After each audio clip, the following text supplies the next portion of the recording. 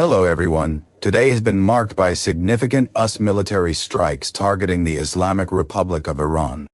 These operations have dealt substantial damage to multiple key assets, including air bases, military facilities, missile and drone production factories, as well as other critical infrastructure belonging to Iran. In response, Iranian forces have attempted direct attacks on US troops stationed in Saudi Arabia, with noticeable impacts around the Prince Sultan Air Base, located southeast of Riyadh. At the same time, several Gulf state allies are growing increasingly anxious about the implications for their oil industries. Many of these countries are operating near full capacity, almost 100%, and are now being forced to shut down oil wells. The reason is a global oversupply of crude oil. Despite the steady output from these wells, there simply isn't enough demand to ship the excess production elsewhere. Consequently, the price per barrel of oil has surged to around $95 over the course of today. Forecasts from Qatar indicate that oil prices could climb rapidly to as high as $150 per barrel if the current conditions continue. Meanwhile, on the naval front, an Iranian warship, concerned about the threat posed by a U.S. nuclear attack submarine, has sought refuge in the small port city of Kochi, located in southern India. Adding to the geopolitical complexity, Azerbaijan has deployed its forces forward to the northern border of Iran. This move signals their intention to commence an offensive campaign against the Islamic Republic of Iran in retaliation for an illegal attack Iran launched on Azerbaijani territory just yesterday. Reports suggest that while the People's Republic of China might offer some assistance to Iran, it will not involve direct military engagement. Conversely, the Russian Federation appears to be actively providing intelligence support to Iran, enhancing their strike capabilities. Elsewhere, a massive electrical substation in the contested Oblast region of Ukraine has been knocked out today, representing a significant setback in the ongoing conflict there.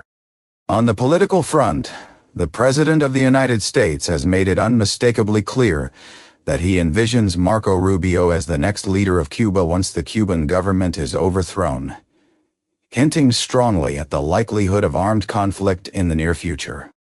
Meanwhile, military training at Fort Bragg, North Carolina, particularly involving the 82nd Airborne Division's brigade-level command, has been largely canceled.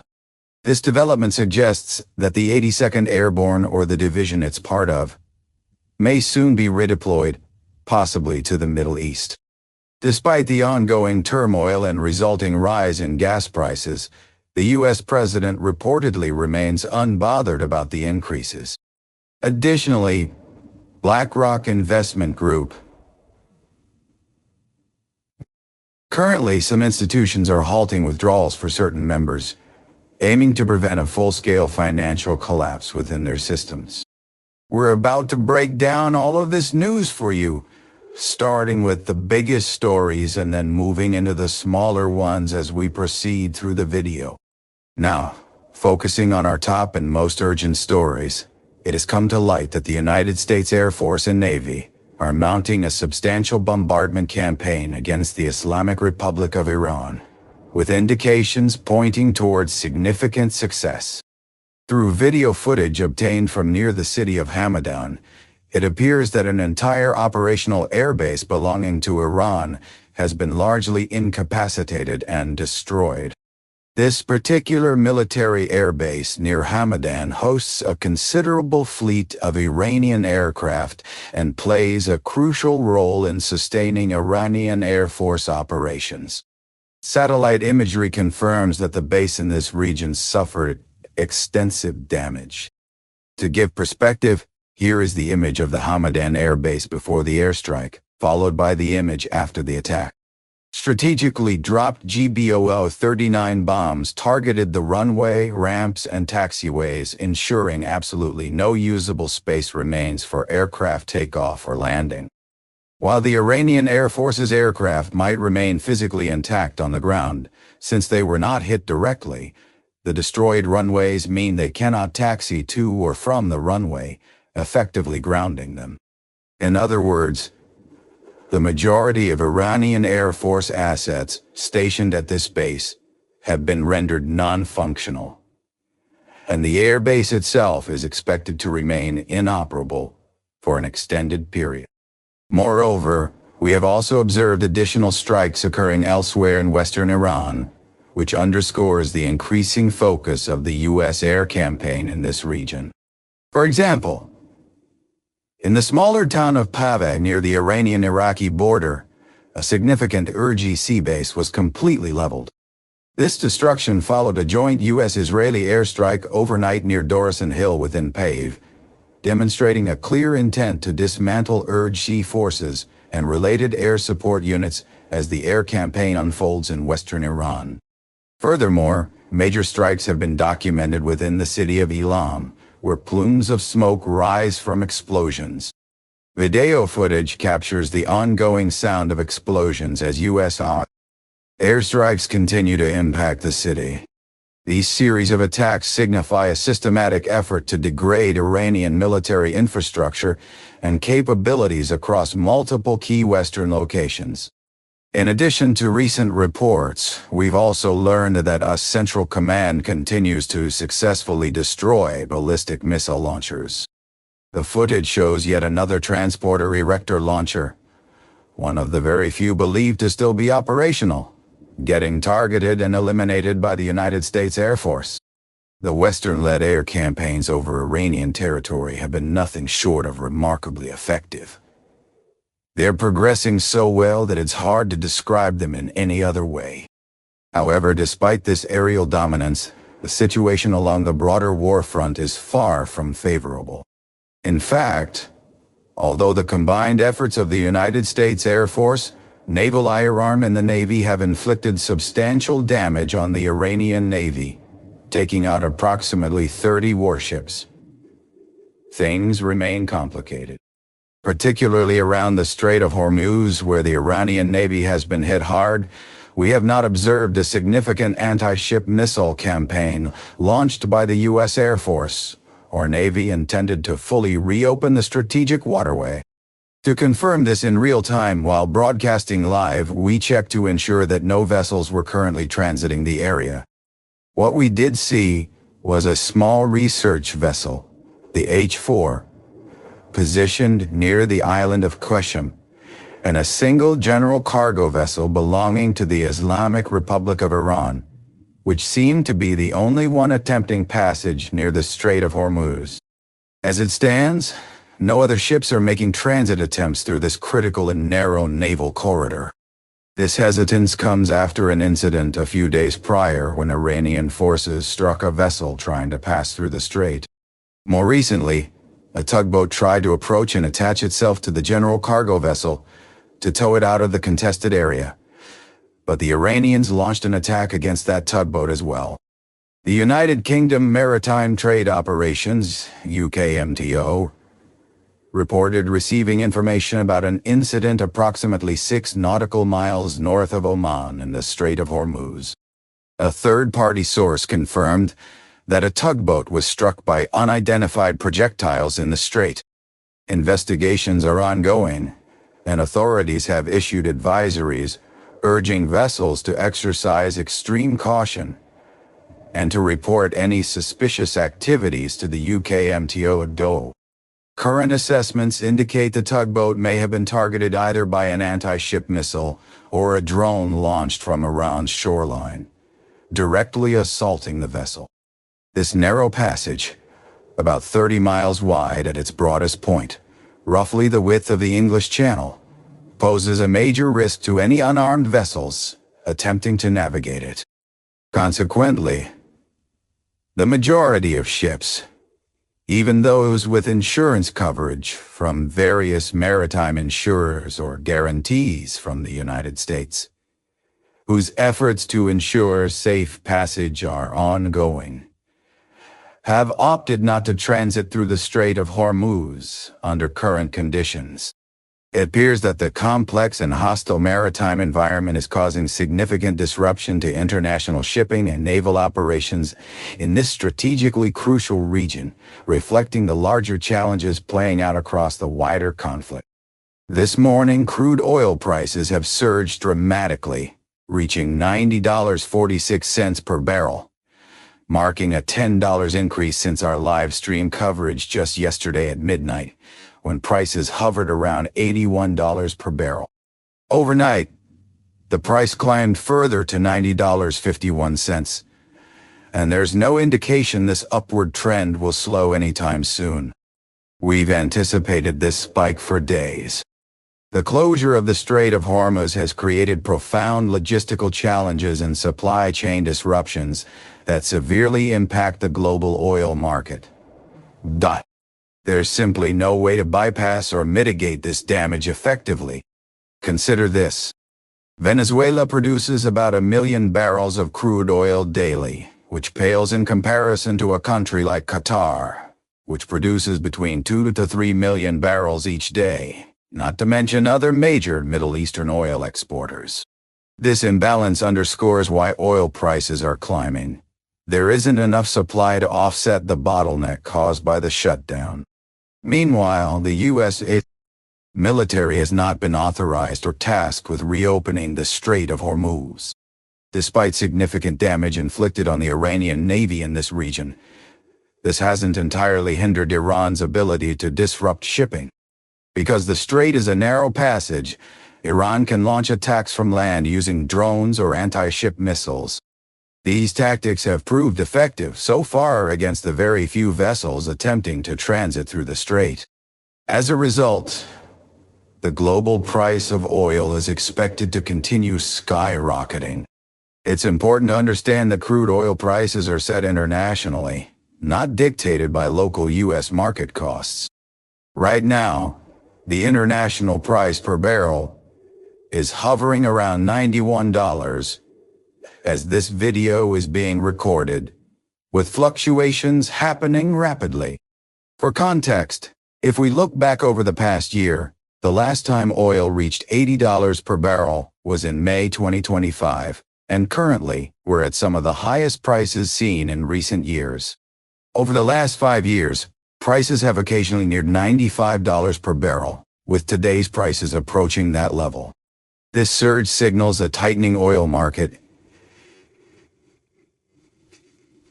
influenced heavily by geopolitical tensions and regional conflicts affecting key choke points like the Strait of Hormuz. At the outbreak of the war in Ukraine, the global oil market faced severe disruptions. Due to sanctions on the Russian Federation, the usual supply routes for Russian oil to Europe were significantly disrupted and had to be rerouted. This led to an artificial scarcity of oil, much like the situation we are currently witnessing. But the current crisis is even more severe. Recently, Qatari authorities have predicted that oil prices could soar to $150 per barrel within just 2 weeks. We had foreseen this outcome on our channel, which is why, from the channel's perspective, representing American interests and those of the entire Western sphere, it is crucial that we take all available military actions immediately to ensure the Strait of Hormuz is open to civilian traffic. In practical terms, this means that anti-ship missile launchers and drone launchers located near the Strait of Hormuz and the Gulf of Oman must be destroyed. Furthermore, any remaining Iranian naval forces operating in that vicinity need to be eliminated without delay. The United States should deploy several Arleigh Burke-class destroyers and, as has historically been done during tense times, conduct escorted convoys through the Strait of Hormuz. These convoys would gather multiple tankers at once and, under the protective cover of 2 destroyers, safely escort them through the strait into the Persian Gulf. After collecting the loaded oil tankers there, the convoy would then move them back through the Gulf of Oman and out to international waters. This is the only effective way to prevent oil prices from skyrocketing uncontrollably to extreme levels, like $150 per barrel. While prices will undoubtedly remain high, this approach can prevent the chaos and rapid escalation we are observing at present. The situation has deteriorated so severely that Saudi Arabia and the United Arab Emirates are approaching their oil storage capacity limits. Meanwhile, Kuwait has resorted to cutting production at some fields because of storage overflows, a rare and telling measure. Shutting down oil pumps can be highly problematic. It often risks damaging the pump, sometimes necessitating a complete rebore of the well, particularly in colder climates. Although the Middle East generally avoids extremely cold weather, the shutdowns still carry significant risks and entail costly expenditures to restart the facilities. Adding to the tension, reports indicate that the Iranian government continues to take a hardline stance, despite losing many top officials recently. These developments underscore the urgency and complexity of the current crisis affecting oil supply chains and international security around the Strait of Hormuz. Recently, reports indicate that Iran is categorically rejecting any negotiations with the United States regarding a ceasefire. What's more, Iranian authorities have raised serious security concerns tied to naming a new leader at this juncture. Concerns that hint at deeper, underlying tensions. The question of why these security risks are so elevated is pretty obvious to those following the situation closely. Adding to the gravity of the moment, a high-ranking general of Iran's Islamic Revolutionary Guard Corps, IRGC, Special Forces, Ismail Qani, has reportedly been executed for espionage on behalf of the Mossad. This revelation suggests that Qani might have been responsible for leaking critical intelligence about a scheduled meeting at the presidential complex involving Supreme Leader Khamenei, which subsequently led to targeted strikes by both the United States and Israel on that very day. The situation on the ground remains volatile. We've witnessed a series of bombings carried out jointly by U.S. and Israeli forces near Tehran's Azadi Square, captured vividly in footage showing massive explosions that send towering plumes of smoke rising beside the iconic Azadi Tower. These attacks aren't isolated to Azadi Square. Further explosions have been recorded across various locations in the capital. Similarly, the city of Tabriz has experienced frequent airstrikes, with assaults happening almost around the clock since the conflict began approximately a week ago. Such continuous bombardment highlights the strategic importance the U.S. and Israel place on Iran's major urban centers, with Tehran seemingly the primary objective. In addition to urban targets, significant military infrastructure has also suffered heavy damage. On the outskirts of Tabriz, a key IRGC missile and weapons production facility was struck today, engulfed in thick black smoke that clearly signals its destruction. Satellite images have corroborated the devastation at the Parchin military complex, a major hub for weapons manufacturing. Comparative photos from February 27 and March 5, 2026, reveal a landscape of rubble and flattened buildings within the complex, underscoring the massive scale of destruction inflicted. These developments strongly suggest coordinated efforts by U.S. and Israeli forces to severely curtail Iran's missile production capabilities, aiming to degrade their long-term military potential. The current military strength that Iran can claim at the moment may total only in the hundreds. However, in Azerbaijan, a new challenger is emerging, one that Iran will soon have to contend with. Just yesterday, Azerbaijan faced a direct drone strike from the Islamic Republic of Iran.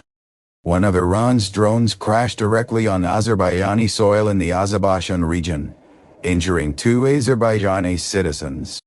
In response to this incident, Azerbaijani ground forces have begun mobilizing along the border today.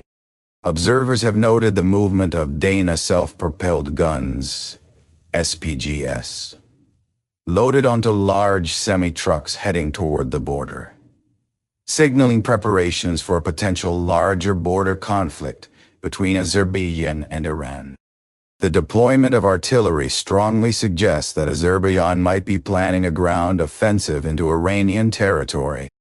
Their stated goal seems to be establishing a so-called sanitary zone to prevent any further Iranian attacks targeting Azerbaijan.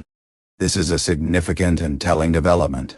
Seeing such heavy artillery moving directly to the border points to serious intentions.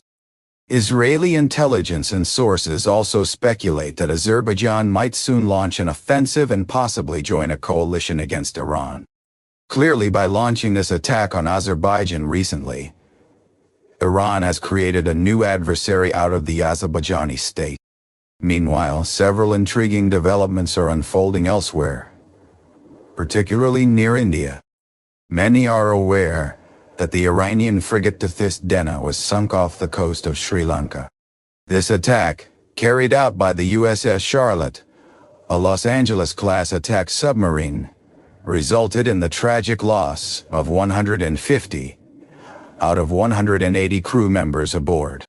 This devastating blow has caused widespread panic among the remaining Iranian naval forces operating in that region. In fact, an Iranian auxiliary ship has already surrendered to Sri Lankan authorities, along with its crew just yesterday. Now, fresh reports reveal that another unidentified Iranian warship has docked at the port of Kochi in India, possibly seeking to surrender to Indian officials this time. These events indicate that following the United States' successful torpedo attack on the Dena, killing most of its crew and sinking the ship, at least 2 other Iranian vessels have effectively been lost indirectly. The Iranian Navy's morale and confidence appear shattered, as their warships no longer trust their chances of safely returning to Iran without being targeted and sunk, especially given the covert threat posed by nuclear-powered submarines like USS Charlotte. This stealthy submarine attack has inflicted not just physical destruction, but also a profound psychological blow, demonstrating that a single submarine strike can generate widespread fear and operational paralysis throughout the Iranian naval forces. There's an old saying that 1 torpedo in the hand is worth 2 in the sea, much like the familiar proverb, a bird in the hand is worth 2 in the bush. Beyond that, we've also gathered reports that Iran's allies are stepping up their support in more indirect ways.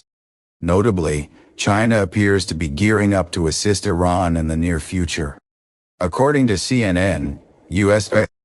intelligence has indicated that China may be preparing to provide Iran with funding, spare parts, and missile components.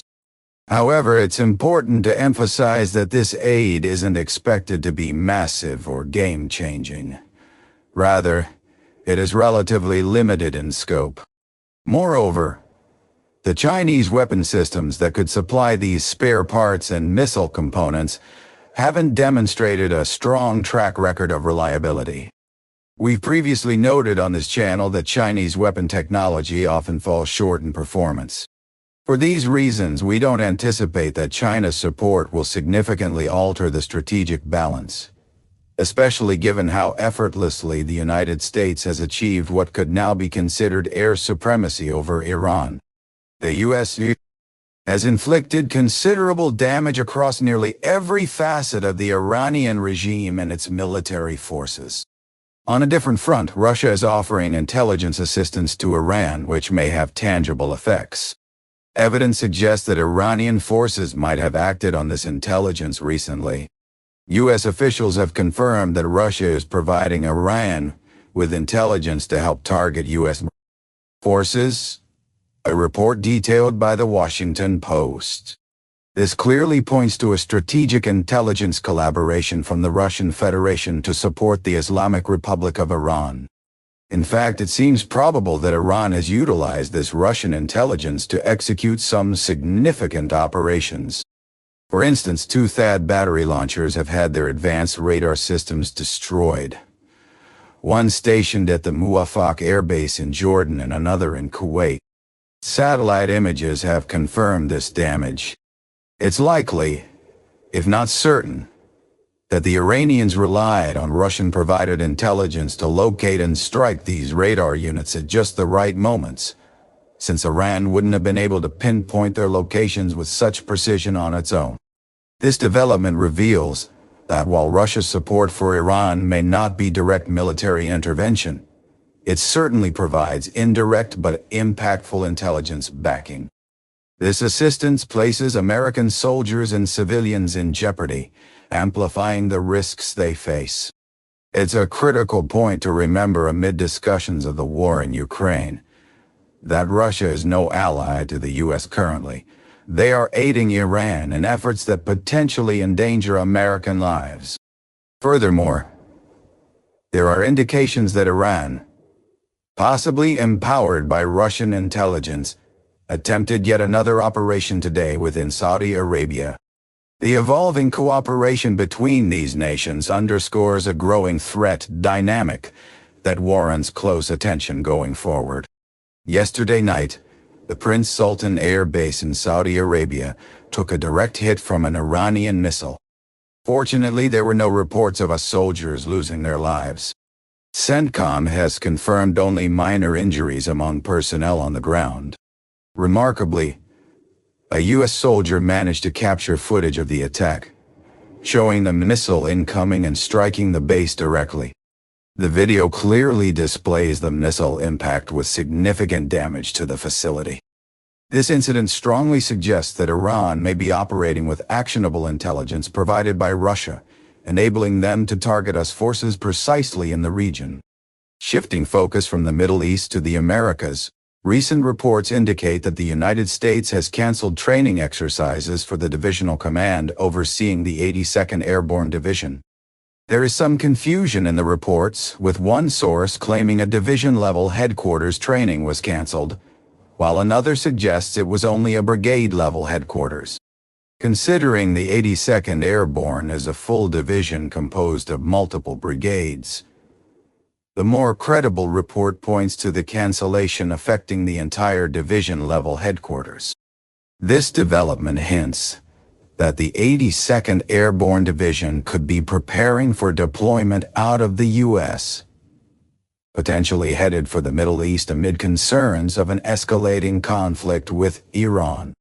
The possibility of US forces engaging in a ground war inside Iran now appears more plausible. Meanwhile, the President of the United States made a significant statement regarding Cuba. He suggested that the Cuban government is on the verge of collapse and mentioned plans to install Marco Rubio in charge. This implies a potential U.S.-supported attempt at an armed overthrow of Cuba's current regime, with Rubio acting as an interim leader on the island.